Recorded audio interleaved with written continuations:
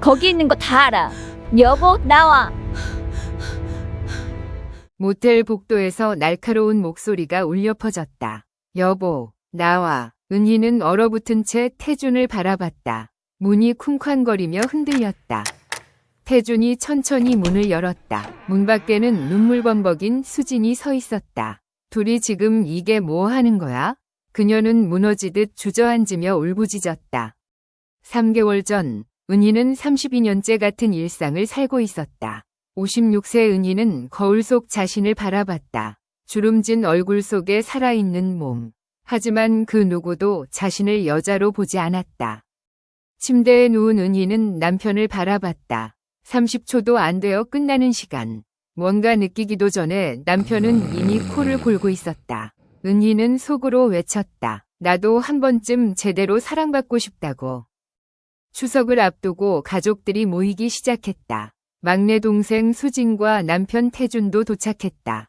태준이 밝게 인사했다. 형님, 오랜만이에요. 잘 지내셨어요? 부엌 형광등이 갑자기 나갔다. 태준이 의자에 올라가 전구를 교체하려 했다. 그 순간 찢어지는 소리가 들렸다. 태준의 다리 사이로 거대한 그것이 보였다. 은희는 숨이 멎는 줄 알았다. 태준이 황급히 내려오며 말했다. 죄송해요. 바지가 찢어졌네요. 은희는 잠을 이룰 수 없었다. 눈을 감으면 자꾸 그 장면이 떠올랐다. 평생 작고 부실한 것만 보다가 갑자기 저런 걸 보니 충격이 컸다. 금지된 상상이 머릿속을 파고들었다.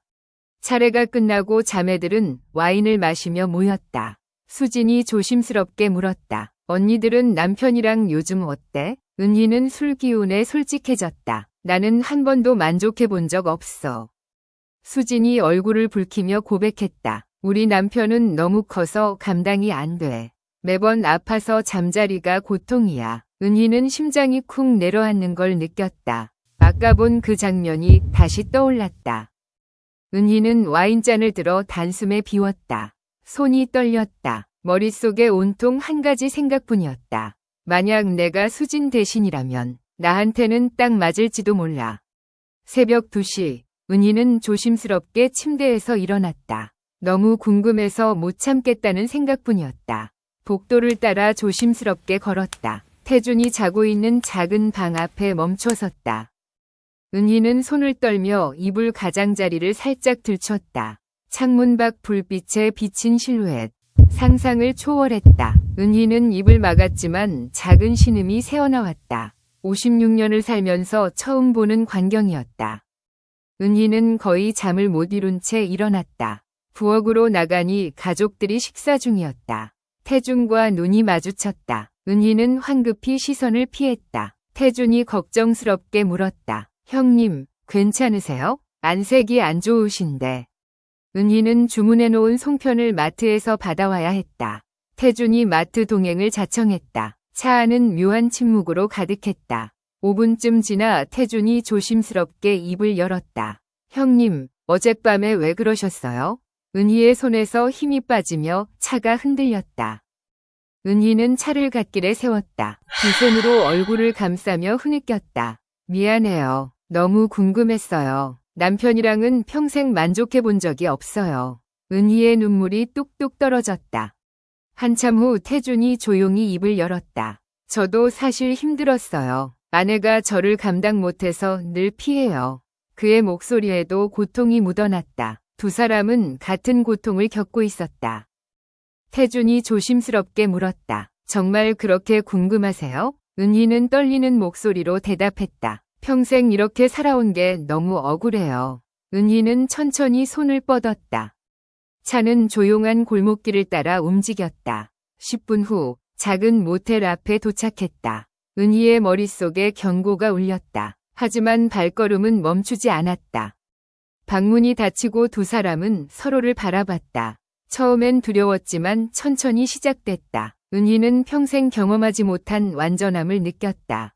끝없이 눈물이 흘러내렸다. 56년 만에 처음 여자가 된 순간이었다. 정신을 차렸을 때 은희는 태준의 품에 안겨 있었다. 은희가 울면서 웃었다. 이렇게 행복한 건 처음이에요. 태준이 그녀의 손을 꽉 쥐었다. 평생 찾던 사람을 이제야 만난 것 같아요. 그 후 두 사람은 계속 만났다. 매일 밤 통화했고 주말마다 만났다.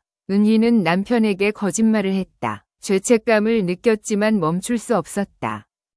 은희는 완전히 달라져 있었다. 눈빛이 살아있었고 피부가 빛났다. 남편이 물었다. 여보, 요즘 뭐 좋은 일 있어? 은희는 자연스럽게 거짓말을 했다. 가끔 수진 생각이 났다. 동생의 남편을 빼앗고 있다는 사실.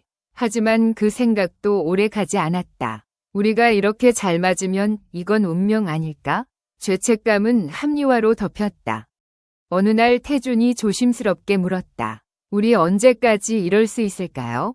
은희는 대답할 수 없었다. 모르겠어요. 하지만 지금은 당신이 필요해요. 두 사람은 알고 있었다. 이것이 파국으로 치닫고 있다는 것을. 그날도 두 사람은 만났다. 평소보다 가까운 모텔이었다. 은희는 위험을 무시했다. 하루라도 그를 보지 않으면 견딜 수 없었다. 오늘은 뭔가 기분이 좋지 않아요. 은희의 말이 끝나자 문 밖에서 웅성거리기 시작했다. 여보, 나와. 문이 쿵쾅거리며 흔들렸다. 은희는 얼어붙은 채 태준을 바라봤다. 양가 가족이 모두 모였다. 거실은 무거운 침묵으로 가득했다. 수진이 울부짖었다. 말해봐. 어떻게 언니가 이럴 수가 있어? 모두가 은희를 노려보고 있었다. 은희는 천천히 고개를 들었다. 미안해요. 하지만 나도 여자예요. 단 한 번도 여자로 대접받지 못했어요. 은희의 목소리는 떨렸지만 확고했다. 처음으로 나를 여자로 봐주는 사람을 만났어요. 이혼 후 두 사람은 지방으로 내려갔다. 작은 방 하나, 낡은 가구. 하지만 그곳은 세상 어디보다 포근했다. 석양이 물든 공원을 손잡고 걸었다. 늦게 핀 꽃은 더 오래 향기롭다. 은희는 지금 그 향기 속에서 살아가고 있다. 내가 여러 사람에게 상처를 줬지만 나는 새롭게 태어났다. 나와 맞는 사람을 만났고 무엇과도 바꿀 수 없는 사람을 찾았다.